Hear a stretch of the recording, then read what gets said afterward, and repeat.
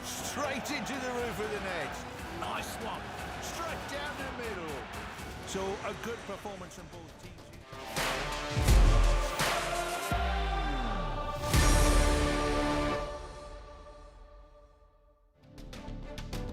Here are the top sports headlines from Firstpost.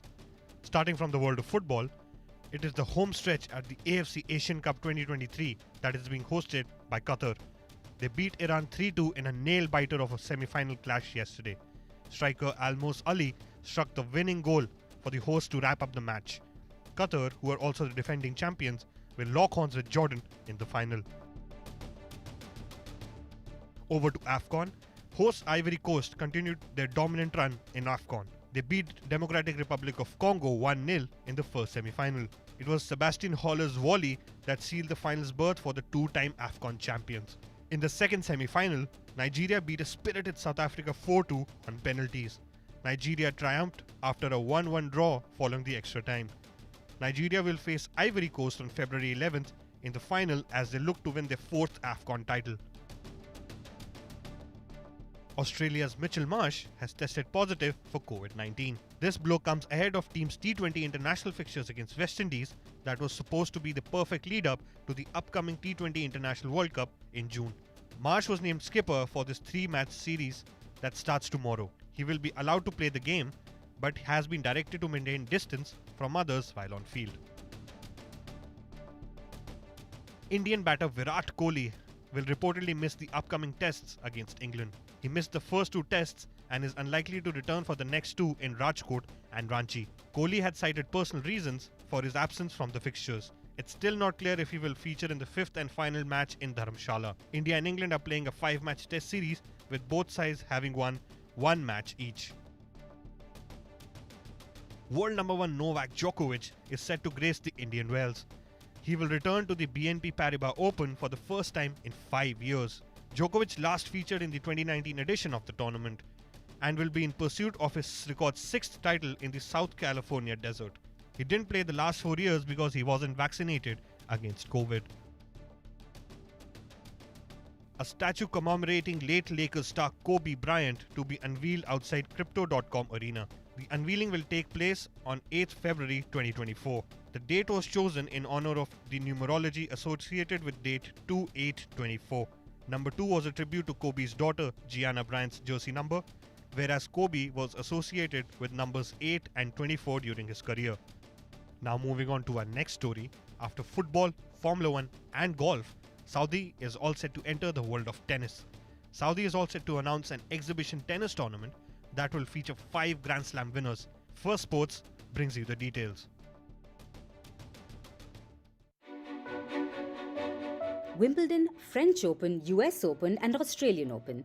These are the Grand Slams that come to mind when one talks about tennis. But a new name is doing the rounds on the circuit. No, it's not an ATP event, nor is it a Grand Slam. But it's an exhibition tournament that will feature some of the biggest names from the world of tennis. Saudi Arabia is all set to host the Six Kings Slam. The exhibition tournament will feature 5 Grand Slam winners, as the tournament will take place in the month of October. It will see the participation of Novak Djokovic, Rafael Nadal, Carlos Alcaraz, Yannick Sinner, Daniil Medvedev and Holger Rune. This is Saudi's latest addition to its other sporting conquests. First it was Formula 1, then came golf, followed by football. From buying foreign teams to inking multi-billion-dollar athlete contracts, Saudi Arabia is heavily investing in a bid to change the country's image and put them on the global sporting map. According to reports, Saudi has spent over $6.5 billion in the past 3 years from its public investment fund. Right from attracting star footballers like Cristiano Ronaldo, Karim Benzema and Neymar to the cash-rich Saudi Pro League, to making forays into other sporting disciplines. They've gone the whole hog in their quest to become a powerhouse in the sporting world. So much so that about a month ago, Cristiano Ronaldo even called Saudi's football league better than the French league, which happens to be ranked 5th in the world's top football leagues. To be honest, I think the Saudi league is not worse than French league, to be in my opinion. In French league, I think you have 2-3 teams with a good level. In Saudi now, I think it's a more competitive. They can say whatever they want. It's just my opinion, and I played there 1 year, so I know what I'm talking about. But I think right now we are better than French league, so we still improve. If a football icon like Ronaldo moves to Saudi and calls it better than one of the top 5 European leagues, it's bound to make waves. Saudi is also set to host the 2034 FIFA World Cup. Many called this move as sports washing and compared it to Qatar doing that in 2022. It didn't stop there. Saudi even entered the Formula One world. They introduced the Saudi Arabian Grand Prix, which first took place in 2021. The Grand Prix has received criticism from various organizations, citing the abuse of human rights in Saudi Arabia. Human Rights Watch also condemned the decision, arguing that it is a strategy to distract people from Saudi Arabia's human rights abuses. Despite facing resistance, Saudi continues to pave its way in sports across. In 2021, it introduced Live Golf in a bid to attract global superstars.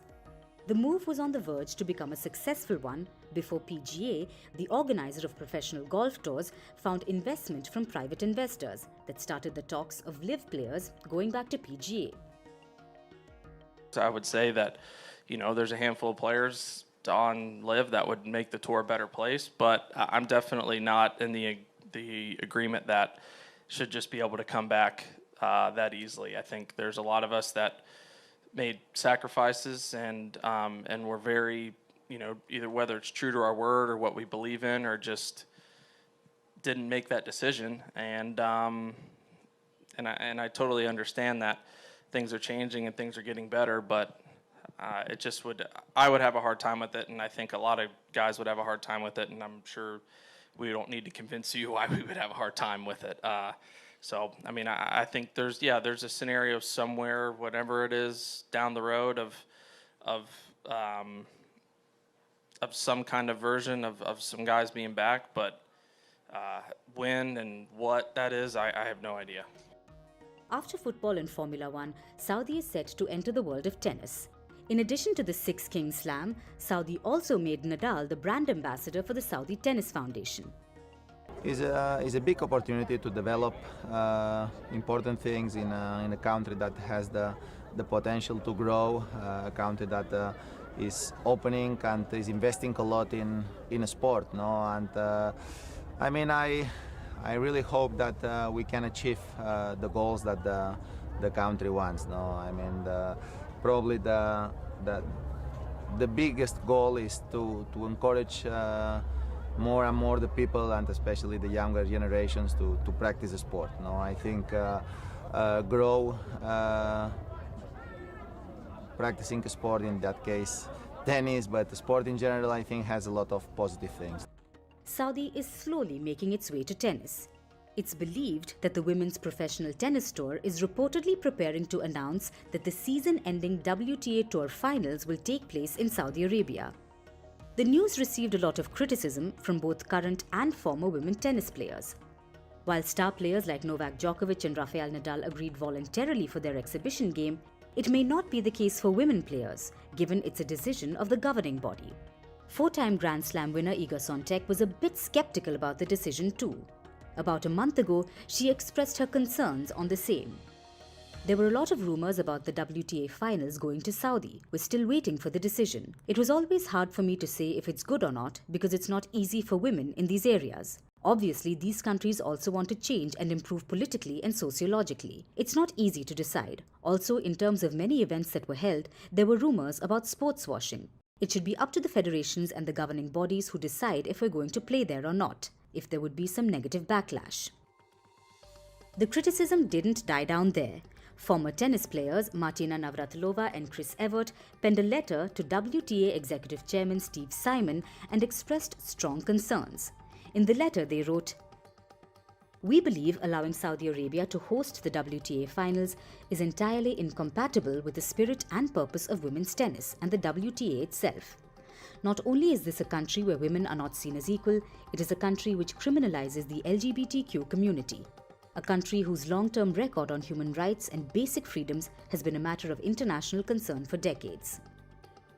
The quarrel over Saudi's influence in sports will continue to linger. The question of whether it's sports washing or not will become louder as it continues to make its moves. But the influence of star players will certainly make the move profitable. The constant influx of money will yield positive results. But will those results be desirable for the sporting industry? Or will the takeover impact the sole motive of sports, the means to unite the world?